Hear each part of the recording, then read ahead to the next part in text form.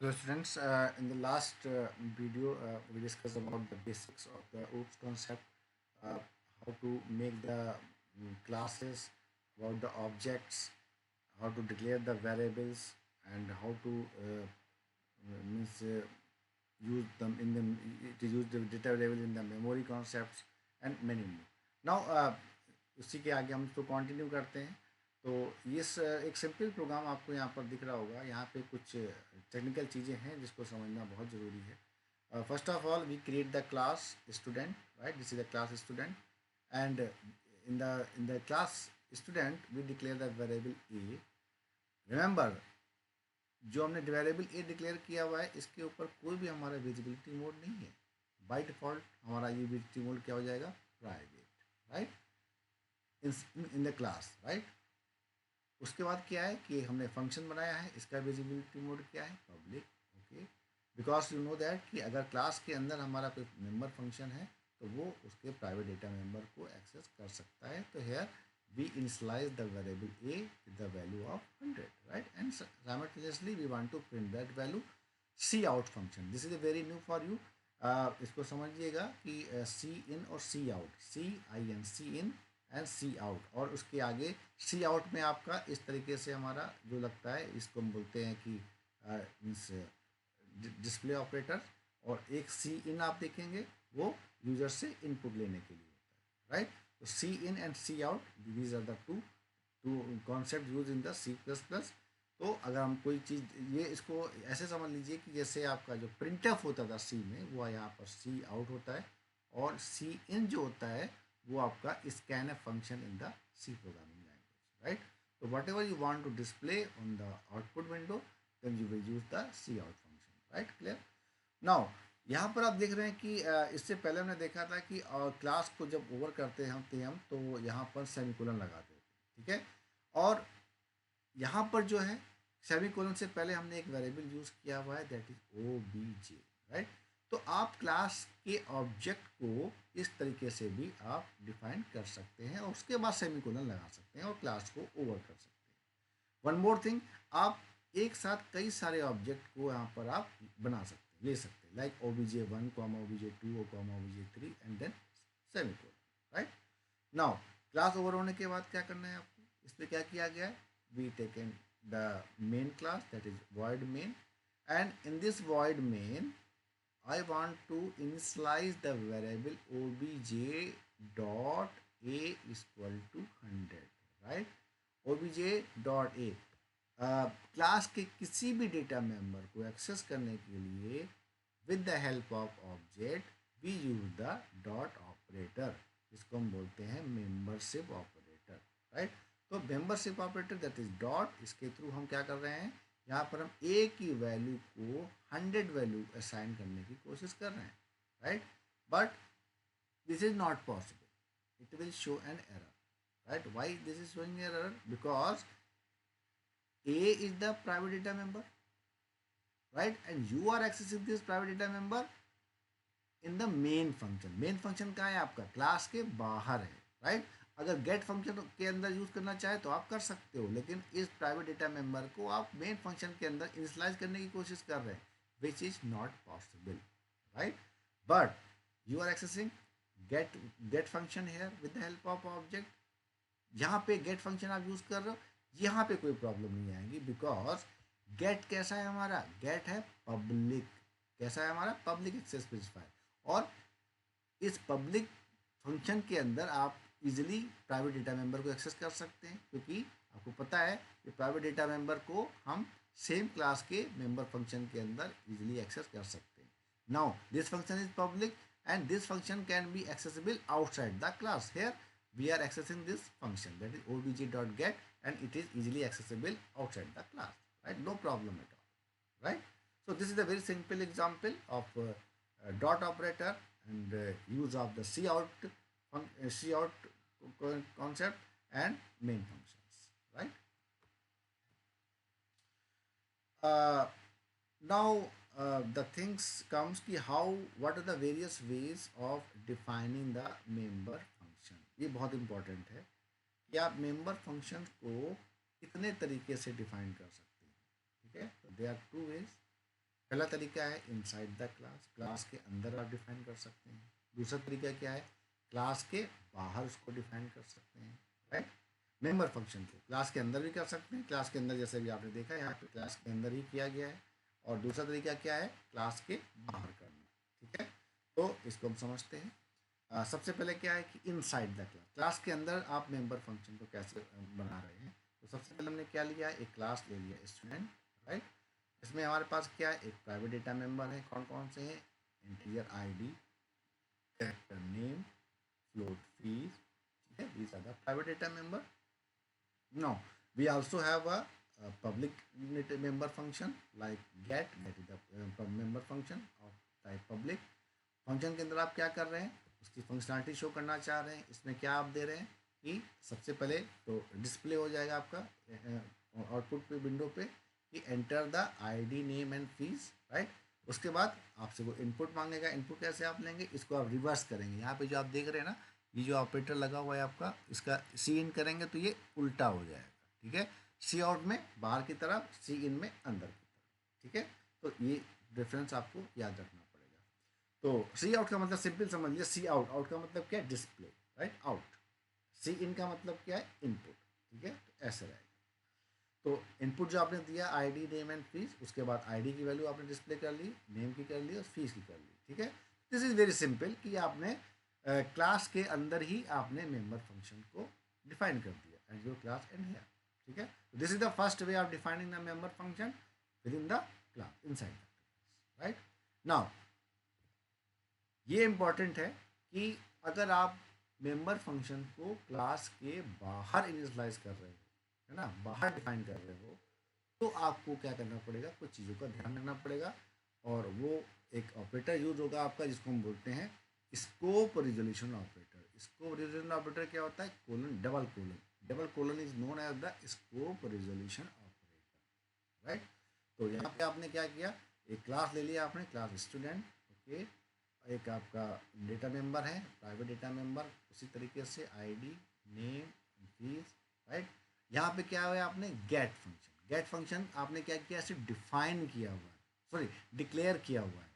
आपने यहाँ पे इसको डिफाइन नहीं किया हुआ है। डिफाइन क्या करना है आपको, क्लास के बाहर डिफाइन करना है। तो हमें एक तरीका पता होना चाहिए कि क्लास के बाहर अगर फंक्शन को डिफाइन करना है तो उसका तरीका क्या होता है, ठीक है।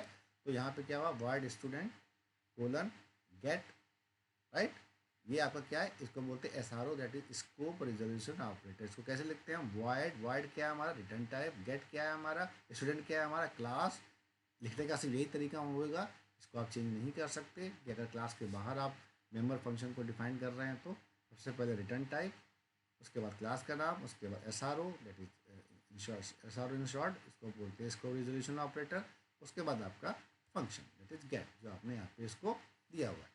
अब आप इसको डिफिनेशन देना चाहते हैं तो जो काम आपने वहाँ पे किया था वो सारा लॉजिक आप इसके अंदर रख सकते हैं और क्लास के बाहर इसको आप डिफाइन कर सकते हैं। तो this is the way how to define the member function outside the class, right. ना उसको एक्सेस करना है तो एक्सेस करने का एक तरीका होता है, you will have to take the main class. तो हमने यहाँ पे क्या किया, void main, and obviously you have to create the object because without creating the object you cannot access the data member defined within the class, right? So stu, what is stu is the class name and s is the variable, ठीक है। s is the object, you can say object variable, right? And with this object variable you can access the data member. So how you will I'm accessing the data member as dot operator and get, right? So calling the function, so your function will be easily called and you will get your output, right? So I think this is clear. Now there are some differences. Many times the question has been asked in the university, like what are the different basic differences between the C and C++, right? तो सबसे पहले तो हमें ये पता होना चाहिए कि सी एंड सी प्लस प्लस दोनों के राइटर कौन है, उनको किसने इन्वेंट किया था, राइट। तो सबसे पहले सी में क्या है कि C was developed by the Dennis Ritchie, Dennis Ritchie was the scientist who developed the C, and C++ Jarnes Strawser in 1979, ठीक है। C++ का जनरली जो है भूल जाते हैं तो इसको याद रखिए, Bjarne, B is the silent, Bjarne's Stroustrup, right. दूसरा डिफरेंस क्या है कि as mention before, C is the procedural programming language, functional जैसे हमने कहा था function based programming language, right. On the other hand आपका जो सी प्लस प्लस है वो प्रोसीजरल भी है, वहाँ फंक्शन यहाँ भी बनते हैं, और ऑब्जेक्ट ओरिएंटेड प्रोग्रामिंग लैंग्वेज है, दोनों को सपोर्ट करती है C plus plus programming language. One more thing I want to add कि if you are very good in the programming language, C programming language, then आपको सी प्लस प्लस में बहुत ज़्यादा फैसिलिटी मिलती है। यानी कि डेटा टाइप्स की बात करें आप, तो they all are the same in the C plus plus, like interior declaring, declaration of the interior variable, declaration of the string variable, declaration of the character variable, they all are the same. All the data type support in the C is same in the C++. ठीक है। Apart from the data type, discuss about the control statements. ठीक है, they all are the same in the C++. Nothing is changed, right? If, else, while, do while loop, for loop, syntax of the for loop, means putting the body in the for loop, right? They all are the same in the C++. ठीक है, तो ये आपको benefit मिलेगा सी plus plus के अंदर। Now oops feature की बात करें तो सी के अंदर जो है ऊप्स का सपोर्ट नहीं होता है, as C does not support the oops concept, so it has no support for the polymorphism का सपोर्ट नहीं है। ऊप्स का मतलब ही मेन जो तीन चीज़ें हैं, लाइक पॉलीमॉर्फिज्म, ये बहुत इंपॉर्टेंट कॉन्सेप्ट है, वो हम आगे चलेंगे। इसके बिना आपकी प्रोग्रामिंग लैंग्वेज नहीं होगी। सी प्लस प्लस का बहुत इंपॉर्टेंट पिलर है पॉलीमॉर्फिज्म, इनकैप्सुलेशन एंड इनहेरिटेंस। ठीक है, सी में इसका सपोर्ट नहीं होता, लेकिन सी प्लस प्लस की ये बेसिक पिलर्स हैं, इसके बेस पर ही आपकी पूरी सी प्लस प्लस की प्रोग्रामिंग लैंग्वेज। ठीक है, C plus plus has the support for polymorphism, encapsulation, inheritance and object oriented programming language is there, right. Data security की बात करें, जैसे C does not support the encapsulation को support नहीं करते हैं, तो data behaves as the free entity and can be manipulated by outside code. I discuss too कि क्योंकि डेटा मेंबर की कोई विजिबिलिटी मोड नहीं होता, इनकैप्सुलेशन नहीं होता कि आप डेटा मेंबर और फंक्शन को एक साथ रख सकें, फंक्शन अलग है, डेटा मेंबर अलग है, ठीक है, कोई बॉन्डिंग नहीं है, तो उसमें क्या है कि आपका एक डेटा की सिक्योरिटी नहीं रह जाती। दूसरी बात क्या है कि कोई एक्सेस स्पेसिफाई नहीं कि आपने प्राइवेट लगा दिया तो वो दूसरे लोग एक्सेस नहीं कर सकते या क्लास के बाहर एक्सेस नहीं। हालांकि सी में क्लास का कॉन्सेप्ट नहीं होता कि एक्सेसिबल कहाँ कहाँ होगा, क्योंकि बाय डिफ़ॉल्ट सी में क्या होता है, अगर आपने कोई एक्सेस स्पेसिफाई नहीं लगाया है तो बाय डिफ़ॉल्ट वो पब्लिक की तरह ट्रीट होता है, right. But C plus plus में क्या होता है, C plus plus encapsulation hide the data to the ensure that data structure and operator are use as intended. वहाँ पे आप डेटा मेंबर फंक्शन और मेंबर फंक्शन और वेरिएबल दोनों को एक साथ रख सकते हैं, हाइड कर सकते हैं, इनकैप्सुलेट कर सकते हैं, और विजिबिलिटी मोड लगा के अपने डेटा को आप अदर्स एक्सेसिंग से या आउटसाइड ऑफ द क्लास से बचा सकते हैं। ठीक है, तो this is the concern related to the data security. Now driven type C general known as the function driven language. Obviously function oriented हमारी लैंग्वेज है सी प्रोग्रामिंग लैंग्वेज, और सी प्लस प्लस क्या है हमारी ऑब्जेक्ट ड्रिवन लैंग्वेज, यानी कि जो कोई भी आप प्रोग्रामिंग लैंग्वेज करेंगे रियल टाइम ऑब्जेक्ट से आप कनेक्ट करेंगे, उसके बाद अपनी प्रोग्रामिंग लैंग्वेज को करेंगे। फीचर सपोर्टेड क्या है, C does not support functions and operator overloading. Yes, operator loading बहुत इंपॉर्टेंट कॉन्सेप्ट है, आप सी प्लस प्लस में हम पढ़ेंगे आगे, और ये कॉन्सेप्ट सी में सपोर्ट नहीं करता है, बल्कि जो सी प्लस प्लस है उसमें ऑपरेटर ओवरलोडिंग। ऑपरेटर लोडिंग को मैं बता देता हूँ कि क्या होता है कि सपोज करो आप प्लस, जैसे आप जनरली क्या यूज़ करते हैं, प्लस यूज़ करते हैं ना, प्लस प्लस हम जनरली किस लिए, टू ऐड करने के लिए लाइक लिखा हुआ है कि 2+3 या a+b, which means you are adding two variables, right? We can give the different meaning of the operator. For example, suppose करो प्लस हम यूज़ करेंगे, हम प्रोग्रामिंग लैंग्वेज के थ्रू उसको डिफरेंट मीनिंग देंगे कि जहाँ प्लस यूज़ हो तो वो दो वेरिएबल को मल्टीप्लाई करने लगे। वी कैन ओवरलोड का मतलब क्या है, giving to providing the new definitions of the existing one, right. तो we can easily upload means overload the operators in the C++, but this feature is not supported in the C programming language, right?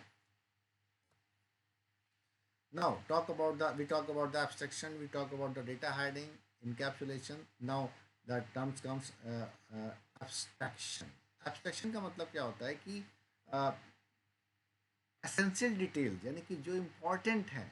For example कि एक एक एक accountant है, उसको मतलब दूसरे जो एम्प्लॉयज़ काम करते हैं उनको इंफॉर्मेशन को डिस्प्ले करना है, तो किस एम्प्लॉय को कितनी इंफॉर्मेशन डिस्प्ले करना है, इसको इम्प्लीमेंट करना इज कॉल्ड एब्स्ट्रैक्शन। जैसे कोई क्लर्क है, तो उसको हम किसी मैनेजर कोई मैनेजर या कोई सीईओ कितनी सैलरी पा रहा है ये डिस्प्ले नहीं करेंगे, उस डेटा को हम हाइड करेंगे, लेकिन हाँ उसको उसके लिए जो इम्पोर्टेंट है, उसके लिए जो एसेंशियल है, उस चीज़ को हम उसको शो करेंगे, ठीक है। और अन अन एसेंशियल चीज़ों को क्या करेंगे, हम हाइड कर देंगे, राइट। तो एब्स्ट्रैक्शन की डेफिनेशन क्या है बोली? Abstraction is one of the feature of the object-oriented programming where you show only the relevant detail to the user. जो उस यूजर से रिलेवेंट है उसी को आप शो करेंगे, and hide the irrelevant detail. जो उसके लिए रिलेवेंट नहीं है उस डिटेल्स को हम हाइड कर सकते हैं।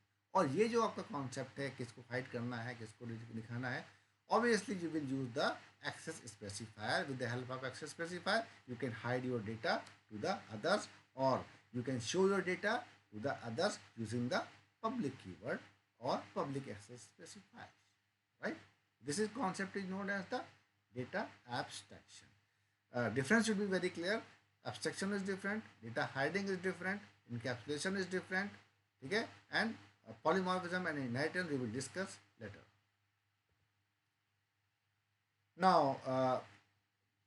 there are two more important concepts like new and delete operator. The concept of new and delete operator. New and delete operator क्यों यूज होते हैं मैं आपको बता दूं। सपोज करो जब आप ऑब्जेक्ट क्रिएट करते हैं, तो ऑब्जेक्ट को एक तो तरीका होता है कि आपने क्लास का नाम लिखा, उसके आगे एस लिख दिया, यानी कि उससे भी आप ऑब्जेक्ट क्रिएट कर रहे हैं, ठीक है। ये काम आप न्यू के थ्रू भी कर सकते हैं। You can create the object का मतलब क्या होता है, you want to initialize the means the memory to the variable of the classes, right? Then you can do it with the help of new operator also, right? तो definition क्या है यहाँ पर? The new operator can be used to create object of any type. New के through भी आप object create कर सकते हो, जैसे यहाँ पे लिखा हुआ है कैसे, वेरिएबल या पॉइंटर ले सकते हो। आगे हम देखेंगे वेरिएबल या पॉइंटर का कैसे यूज होता है। वेरिएबल आपने लिया like INTA equal to new, और आगे फिर डेटा टाइप, राइट। तो with the help of new keyword we can create the object of any type, right? The new operator allocates sufficient memory to hold the data object of type data type, ठीक है। Data type के लिए जितनी memory आपको चाहिए वो sufficient memory आपको लिए क्या करेगा, वो रिजर्व कर देता है, राइट। एंड रिटर्न द, और करता क्या है साथ में, जहाँ पे मेमोरी एलोकेट हुई है उसका जो एड्रेस है वो आपको रिटर्न कर देता है। It return the address of the object. Object का जो एड्रेस है वो आपको रिटर्न हो जाता है, सो दैट कि you can easily fetch the record, and obviously it will useful for the compiler also, or the different जो सिस्टम डिवाइसेस हैं उनके लिए, कि आपको किस ब्लॉक में, किस सेक्टर्स में, किस स्टेप में, किस ड्राइवर से आपको कहाँ पे रखा हुआ है, किस मेमोरी लोकेशन में रखा हुआ है, because I already had your address. If you have address then you can go anywhere and you can easily reach your destination because you have an address. In the same manner, अगर आपके पास address है तो जहाँ पे object create हुआ है, और object create का मतलब क्या है कि आपकी जो मेमोरी आपकी जो ऑक्यूपाई हुई है, रिजर्व हुई है, उस पर आप आसानी से जाके अपने रिकॉर्ड को एक्सेस कर सकते हैं, right. Now we can also initialize the memory using new keyword, ठीक है। न्यू कीवर्ड के थ्रू भी आप क्या कर सकते हैं, डायनामिक मेमोरी क्रिएट कर सकते हैं। स्टैटिक एंड डायनामिक, इसको समझना पड़ेगा। डायनामिक मेमोरी का मतलब क्या है कि सपोज तो आपके पास 50 रिकॉर्ड है, राइट। तो डायनामिक मेमोरी क्या हो जाएगा कि अब जैसे आपने स्टैटिक मेमोरी एलोकेट करी है, तो 50 रिकॉर्ड के लिए किया है, तो 50 का आपके लिए मेमोरी एलोकेट हो गया। सपोज को रिकॉर्ड आपके पास 10 ही हैं, तो वो जो 40 है वो वेस्ट चला जाए, ठीक है। डायनामिक मेमोरी का मतलब क्या है कि आपने सपोज करो 50 रिकॉर्ड के लिए मेमोरी को रिजर्व किया।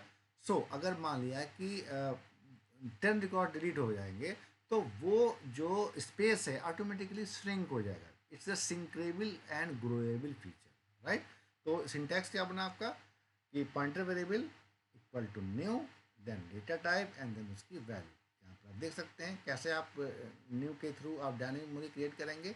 Integer star P, this is a pointer type variable, ठीक है। पॉइंटर क्या करता है, pointer is use for means storing the means your value in the, storage medium and with the some address property, right? So star P is equal to new I N T and 25, तो 25 integer यानी कि one integer takes 2 bite, तो 50 जो आपका जो block 50 जो memory है bytes वो आपके लिए रिजर्व हो जाएगी। ठीक है, जैसे जैसे आपका जो डेटा अमाउंट कम होगा तो आपका जो मेमोरी साइज है वो ऑटोमेटिकली कम हो जाएगा। This is the feature of the means new keyword for means creating the memories, right? And creating the objects. Now delete operator. अब सपोज करो आपने न्यू कीवर्ड के थ्रू बहुत सारे ऑब्जेक्ट आपने क्रिएट कर लिए, object 1 2 3 4, and in the if you have N number of programs, then in every program you have a new keyword for creating the object. अब सपोज करो अब ऑब्जेक्ट क्रिएट हुआ है तो मेमोरी तो ऑक्यूपाई करेगा, it will occupy the memory. ठीक है, and memory is the major concern, memory क्या, we purchase the memory, right? और ऐसे ऑब्जेक्ट जो क्रिएट करते जा रहे हैं आप, वो क्या कर रहे हैं, मेमोरी को ऑक्यूपाई कर रहे हैं और आपका जो मेमोरी स्पेस है वो कम करते जा रहे हैं। ठीक है, तो अब जितने भी, अब सभी ऑब्जेक्ट का तो यूज़ होता नहीं है कि आपने न्यू के थ्रू जो ऑब्जेक्ट क्रिएट किए हैं वो सारे यूज़ हो रहे हैं। ठीक है ना, तो अब ऐसे ऑब्जेक्ट जो बहुत समय से यूज़ नहीं हो रहे हैं, when data object is no longer needed it is destroy, उसको हम क्या कर सकते हैं, डिलीट ऑपरेटर के थ्रू उसको हम डिस्ट्रॉय कर सकते हैं। ठीक है, तो डिलीट का हमारा कैसे होगा, यहाँ पर एक्चुअली थोड़ा सा गलत है, यहाँ पे जो डी है स्मॉल होना चाहिए, डी स्मॉल, मैं इसको करेक्ट कर देता हूँ,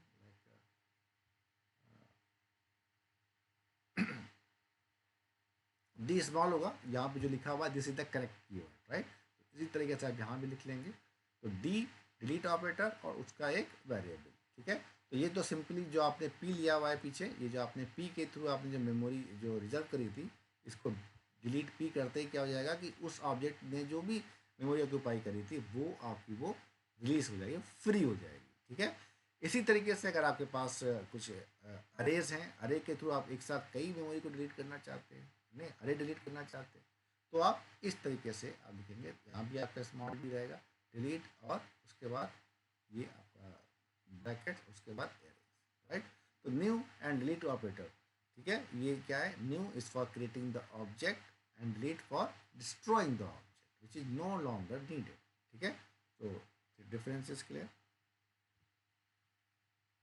now discuss about the inheritance, right? Inheritance क्या होता है, सबसे पहले मैं इसको बताना चाहूँगा। इनहेरिटेंस आपके ऊप्स का एक बहुत इंपॉर्टेंट फीचर है। इसमें क्या होता है कि सपोज करो हमारे पास एक क्लास ए है, इसको ऐसे समझ ले कि हमारे पास एक मोबाइल है, एंड्रॉयड मोबाइल है, और कुछ दिन के बाद क्या हुआ कि एक नए फीचर्स का दूसरा मोबाइल आ गया, लेकिन जो दूसरा मोबाइल आया है वो पहले वाले के सारे फीचर्स को लेकर आया है, यानी कि second mobile is inheriting all the property of the first mobile and second mobile also have some new features, right? तो ये क्या है, ये कहलाता है हमारा इनहेरिटेंस, नई प्रॉपर्टी को रखना और पुरानी प्रॉपर्टी को लेकर आना। ठीक है, this is called inheritance. Other example is talk about your the family, तो जो बच्चे होते हैं कि वो क्या होते हैं, अपने पेरेंट्स के फीचर्स को इनहेरिट करते हैं, प्लस वो अपने नए फीचर्स या नए स्किल्स या नई उसको डेवलप करते हैं। ठीक है, this is the example of the inheritance. So the mechanism of deriving a new class, ठीक है, नई क्लास, इसमें हम क्या करें, इनहेरिटेंस जब भी आएगा, इनहेरिटेंस का मतलब ही नहीं होता है कि एक सिंगल क्लास की आप बात कर रहे हैं, इनहेरिटेंस का मतलब है कि you have more than one classes, right? The mechanism of deriving a new class from the old class is called the inheritance. ठीक है, अब इनहेरिटेंस क्या होता है कि अब सपोज को क्लास ए है आपकी, अब बी ने क्या किया, ए क्लास की प्रॉपर्टी को इनहेरिट किया, ठीक है, और उसके अंदर उसने नए फीचर डाले। एक क्लास सी है, उसने भी ए क्लास को इनहेरिट किया, इसने कुछ अपने नए फीचर्स डाले। ठीक है, जरूरी नहीं कि ये जो आपके जो सी क्लास है वो बी क्लास के फीचर दोनों सेम है, तो अलग अलग क्लास अपने तरीके से इनहेरिट करके बेस क्लास को अपने नए फीचर्स को ऐड कर सकती है। ठीक है, this is the beauty of the inheritance. Inheritance provide the concept of reusability. आपकी बेस क्लास एक ही है and you are using that class again and again, ठीक है, with the another derived classes. right? The inheritance provide the concept of reusability. Now, the older class is referred to the base class, जो आपकी पुरानी class है we call it the base class, and the new class is called the derived class, or we call it the subclass, right? Now, the derived class inherits some or all the traits from the base class. Base class की सारी चीज़ों को आप ला सकते, suppose करो base class में 50 मतलब functions हैं, तो हम क्या करें, इनहेरिट करेंगे उसको, ठीक है? तो बेस क्लास में क्या हो जाएगा, ड्राइव क्लास में क्या होगा, 50 फंक्शन आ जाएंगे। अब जरूरी नहीं कि उन 50 फंक्शन को हम डिफाइन करें, it is not necessary. We define 10 functions, we define 20 functions. It is up to you according to your requirement. But all the properties will be inherited from the old class to the derived classes, right? Now this ये तो था कि inheritance होता क्या है। अब main चीज़ क्या है कि इसका implementation which is very important, because ये तो थियोरेटिकल कॉन्सेप्ट है, एक्चुअल में हमें समझ में आता है जब when we implement this concept, ठीक है? तो they are 5 types of inheritance are supported in C++ programming language. First one is the single inheritance, second one is the multiple inheritance, third one is the hierarchical inheritance, fourth one is the multi-level inheritance, and last one is the hybrid inheritance. These are the 5 types of inheritance in C++ programming language, in again which is very important. Now talk about the polymorphism. Polymorphism का मतलब क्या होता है? Polymorphism जो है ये दो terminology से मिलकर बना हुआ है, ठीक है? पॉली एंड दूसरा क्या है, मॉर्फ, राइट? इसको समझने से पहले मैं आपको एक एग्जांपल देता हूँ। सपोज करो कि किसी कंपनी में कोई प्रोजेक्ट आया है और उस प्रोजेक्ट में 1000 फंक्शंस बनने हैं, राइट? 1000 फंक्शन को इम्प्लीमेंट किया जाना है, राइट? फंक्शनलिटी को इम्प्लीमेंट किया जाना है। तो अब 1000 फंक्शंस क्या करेंगे आप? 1000 फंक्शन का आपको फर्स्ट टाइम तो क्या होगा, उसे नोट डाउन करेंगे और उसके बाद आप उसको लिखेंगे, फंक्शन 1, फंक्शन 2, फंक्शन 3, उसकी आप उसको डिफाइन करेंगे। बट सारे फंक्शन को याद रखना कि कौन सा फंक्शन किस लिए था, this is a very tough task, right? तो इस प्रॉब्लम को रिजॉल्व करने के लिए हमारे पास जो कॉन्सेप्ट आता है दैट इज पॉलीमॉर्फिज्म, यानी कि एक ही फंक्शन है, फंक्शन का नाम यूनिक रहेगा, नाम चेंज नहीं होगी। हमें प्रॉब्लम कहाँ हो रही थी, नाम को याद रखने में, राइट? तो फंक्शन का नाम तो यूनिक रहेगा, सेम रहेगा, बट उसकी जो फंक्शनैलिटी है वो हम क्या करते रहेंगे, उसको हम according to our requirement, according to our requirement of the project उसको हम चेंज करते रहेंगे, उसको अंदर डालते रहेंगे। सपोज करो आपने एक क्लास ए है और उसको आपने इनहेरिट किया क्लास बी के अंदर, राइट? उसके अंदर फंक्शन था, उसमें आपने पहले वाले में हमारे पास एक ही आर्गूमेंट था, एक ही आर्गूमेंट के ऊपर हमने उसको इम्प्लीमेंट किया था। इनहेरिट करने के बाद हमने उसके फंक्शन के अंदर 2 आर्गूमेंट डाल दी, यानी कि हम we are adding some more features, but function name is same, function is name is not different, but the functionality is different, right? तो आगे हम चलेंगे। पॉलीमॉर्फिज्म के अंदर बहुत सारे अच्छे कॉन्सेप्ट हैं, फंक्शन ओवरलोडिंग, ऑपरेटर ओवरलोडिंग, जैसे मैंने डिस्कस किया था। तो this all comes in the polymorphism concept, right? तो polymorphism is the one of the crucial feature of the OOP. It is simply means one name but multiple forms, right? एक ही नाम है but उसके forms हैं वो अलग अलग है, right? This concept is known as the polymorphism. अब पॉलीमॉर्फिज्म को हम दो तरीके से इम्प्लीमेंट कर सकते हैं। तो कंपाइल टाइम पॉलीमॉर्फिज्म होती है, यानी कि जो जो मतलब जैसे मान लिया फंक्शन आप कॉल कर रहे हैं और फंक्शन की जो कॉलिंग है या जो वेरिएबल की कॉलिंग है, ठीक है, वो कंपाइल टाइम पर ही हो जाती है। बिकॉज किसी प्रोग्राम को रन करने के 2 फेजेस होते हैं, एक तो आप फर्स्ट क्या करते हैं, कंपाइल करते हैं, और दूसरा क्या होता है हमारा, उसको आप रन करते हैं, राइट? तो जब कंपाइलेशन के समय ही आपका कौन सा फंक्शन कॉल किया जाना है, किस फंक्शन से बॉन्डिंग आपके प्रोग्राम में होनी है, और कंपाइल टाइम पर ही सारी चीज़ें हो जाएं, वो कहलाता है हमारा कंपाइल टाइम पॉलीमॉर्फिज्म। इसके अंतर्गत क्या क्या चीज़ें हम पढ़ेंगे, फंक्शन ओवरलोडिंग का जब कॉन्सेप्ट पढ़ेंगे, function overloading is the concept related to the compile time polymorphism. Again operator overloading हम पढ़ेंगे, which is again the concept related to the compile time polymorphism, right? दूसरा क्या होता है हमारा, run time polymorphism. Run time polymorphism का मतलब होता है जब हम प्रोग्राम को रन करते हैं उस समय डिसाइड होता है कि कौन सा फंक्शन कॉल किया जाना है और किस फंक्शन की प्रॉपर्टी को लेकर हमें जाना है और आउटपुट पे शो करना है, ठीक है? तो when everything is decided at the run time, ठीक है, और रन टाइम पॉलीमॉर्फिज्म को इम्प्लीमेंट करने के लिए हमारे पास एक कॉन्सेप्ट है that is called virtual function, which is very again important concept. Virtual function के कॉन्सेप्ट को हम रन टाइम पॉलीमॉर्फिज्म के थ्रू इम्प्लीमेंट करते हैं, ठीक है। कंपाइल टाइम पॉलीमॉर्फिज्म और रन टाइम पॉलीमॉर्फिज्म को हम कुछ डिफरेंट टर्मिनोलॉजी से भी जानते हैं। जैसे कंपाइल टाइम, पहले आपका क्या होता है, कंपाइल होता है, तो इसको हम बोलते हैं स्टैटिक बाइंडिंग। क्या बोलते हैं उसको, स्टैटिक, यानी बाइंडिंग एट द अर्लियर, ठीक है। स्टैटिक बाइंडिंग या इसको अर्ली बाइंडिंग भी बोलते हैं, स्टैटिक बाइंडिंग या early binding, right. On the other hand run time polymorphism को क्या बोलते हैं हम, डायनेमिक बाइंडिंग। स्टैटिक का उल्टा क्या हो जाएगा रन टाइम में, डायनेमिक बाइंडिंग और लेट बाइंडिंग। इसको क्या बोलते हैं, रन टाइम को लेट, यानी कि रन कब करते हो आप, लेट में करते हो, ठीक है, तो उसको हम क्या बोलेंगे, रन टाइम पॉलीमॉर्फिज्म यानी कि लेट बाइंडिंग, ठीक है। तो दिस इज द कॉन्सेप्ट, इसको हम डिटेल में प्रोग्रामिंग के थ्रू भी समझेंगे, बट ओवरऑल हमें ये समझना है कि पॉलीमॉर्फिज्म कितने तरीके की होती हैं, कंपाइल टाइम, रन टाइम। और कंपाइल टाइम के अंतर्गत हमें क्या क्या पढ़ना है, that is function overloading, and second one is the operator overloading. Run time में क्या पढ़ना है हमको, virtual function, right. So this is the concept of the polymorphism, and we will discuss more concept in the next.